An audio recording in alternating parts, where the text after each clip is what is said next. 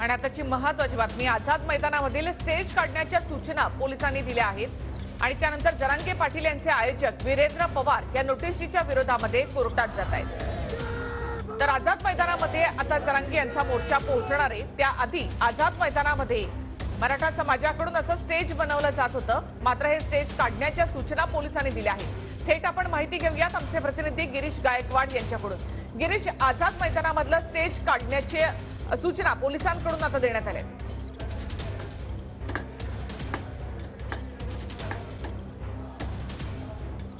नक्कीच निखिला जी, आपण पाहतोय की पोलिसांनी म्हणजे मुंबईतील आझाद मैदान पोलिसांनी नोटीस वीरेंद्र पवार यांना बजावलेली आहे आणि त्याच्या विरोधात ते आता हायकोर्टात सुद्धा दाद मागण्यासाठी गेल्याची माहिती आहे। सगळ्यात महत्त्वाचं म्हणजे एकीकडे स्टेज बांधणीला सुरुवात झाली तर दुसरीकडे पोलिसांनी या ठिकाणी आंदोलन करू नये आणि यासाठीची जी लागणारी परवानगी ती सुद्धा नाकारलेली आहे आणि आंदोलन करू नका असं थेट आवाहन जे आहे ते पोलिसांकडून करण्यात आलं। आपण पाहतोय पोलिसांचा जो बंदोबस्त आहे तो सुद्धा या ठिकाणी वाढवण्यात आलेला आहे।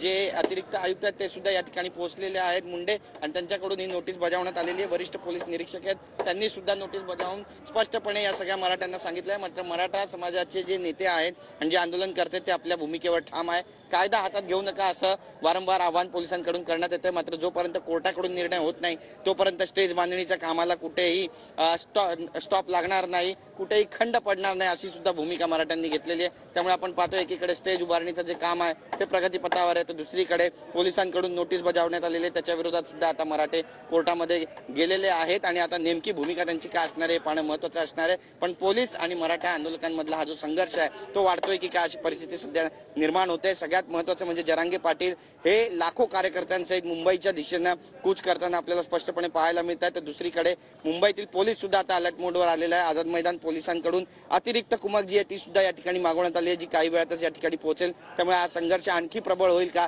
हे पाहणं सुद्धा तितकंच महत्त्वाचं ठरणार आहे। बऱ्याच घडामोडी घडतात आणि या घडामोडींच्या अंती नेमकं काय निष्पन्न होणार आहे हे पाहणं महत्त्वाचं ठरणार आहे। पण मुंबईच्या आझाद मैदानामध्ये मराठा आणि पोलीस यांच्यामधील जो संघर्ष आहे, जो कागदोपत्री संघर्ष आहे, तो कुठे ना कुठेतरी वाढतानाचं चित्र सध्या तरी पाहायला मिळतं। निखिला, नक्कीच गिरीश, आपण पाहतो आझाद मैदानामधलं हे स्टेज काढण्याच्या सूचना पोलिसांकडून देण्यात आलेल्या आहेत। मात्र अद्यापही स्टेज बांधण्याचं काम या ठिकाणी सुरू आहे आणि तसंच स्टेज काढण्याच्या या पोलिसांच्या नोटीसीच्या विरोधात जरांगे पाटील यांचे आयोजक वीरेंद्र पवार हे आता कोर्टात गेले।